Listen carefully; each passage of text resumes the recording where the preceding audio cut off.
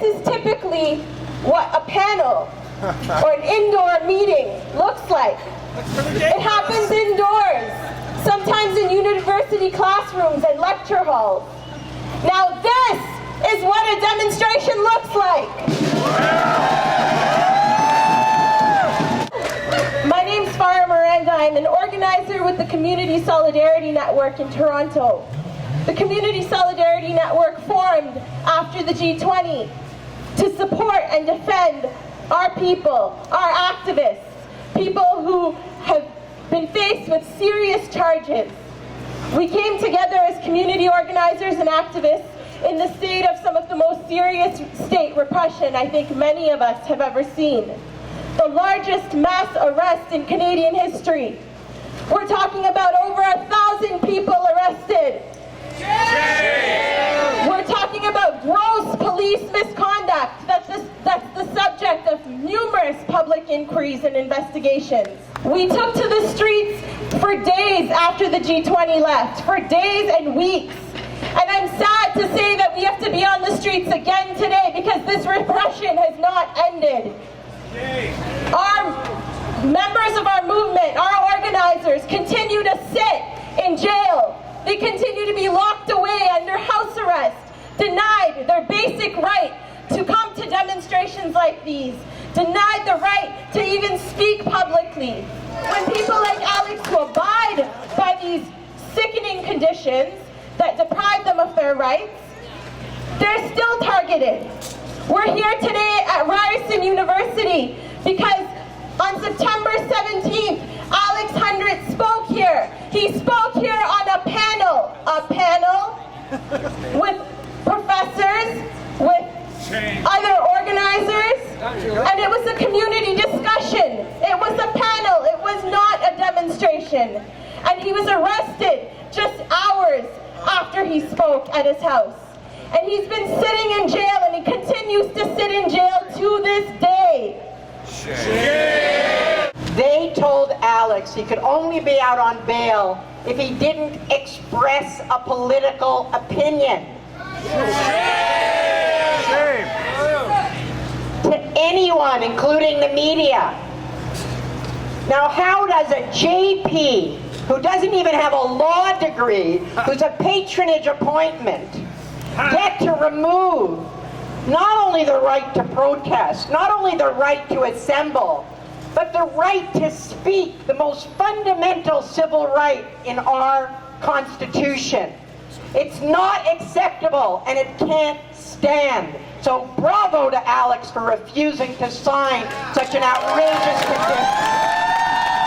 I like to start with a good chant. When I say justice, you say now. Justice! Now! Justice! Now! When I say free Alex, you say now. Free Alex! Now! Free Alex! Now we're calling for justice for Alex and justice for our communities. My name is Rodney. I'm the Vice President Equity for the Ryerson Students Union. Now, Alex was an invited guest here at Ryerson. And, I'd like to say that it's appropriate for us to be starting our demonstration at an autonomous, student-owned, and student-operated space, here, the Student Center.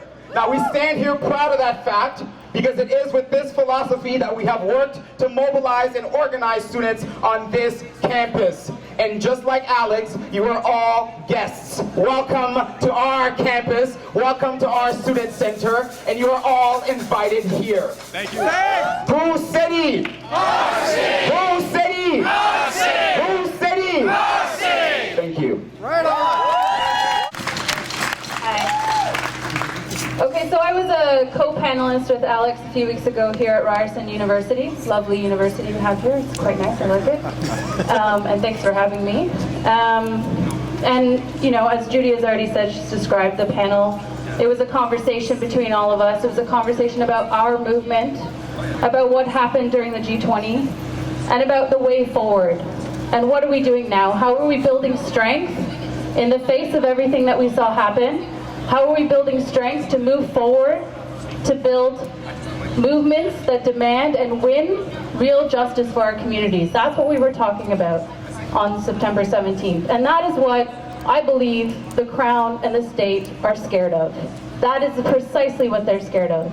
The idea that we would build from here, we would move forward, we would win justice for our communities. That is what they're scared of.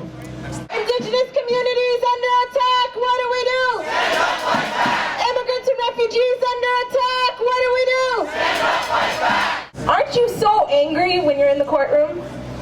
I'm livid. And the people that I'm mad at often are the crowns, the people who are making these ludicrous arguments, the people who are going after our friends with viciousness.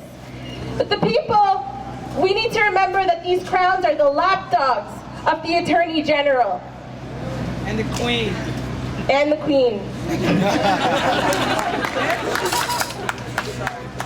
And so, we're going today to the offices of the Attorney General. We're going to the offices to make sure that they know that if you mess with one of us, like Lisa said, you mess with us all. You mess with one, you mess with us all. You mess with one, you mess with us all. You mess with one, you mess with one. Drop the charges now!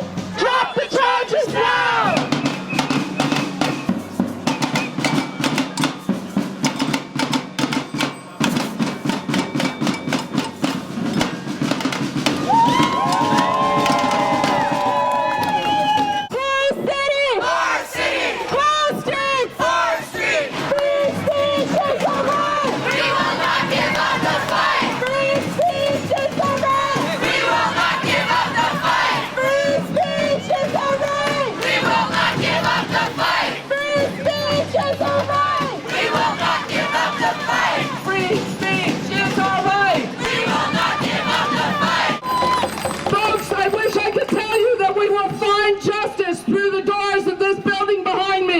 But unfortunately, in the last few months, what we've seen is there is no justice to be found in our courts. There is no justice to be found with the Attorney General's office, and there is no justice to be found at 40 College Street.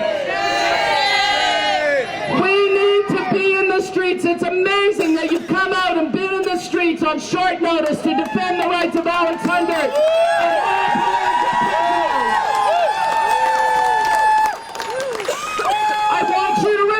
What we saw at the end of June is what $1 billion buys us in security. It buys us harassment. It buys us an abrogation of our civil rights. It buys us illegal detention. It buys us queer-phobic, gender-phobic, class-phobic, race-phobic, indigenous-phobic actions on the part of our police services here in Toronto, across the province of Ontario, and across the country.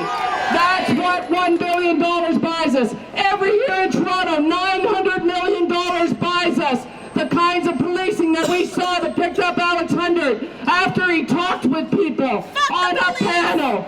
That's what $900 million a year buys us, as well as these unwelcome escorts through the streets of Toronto.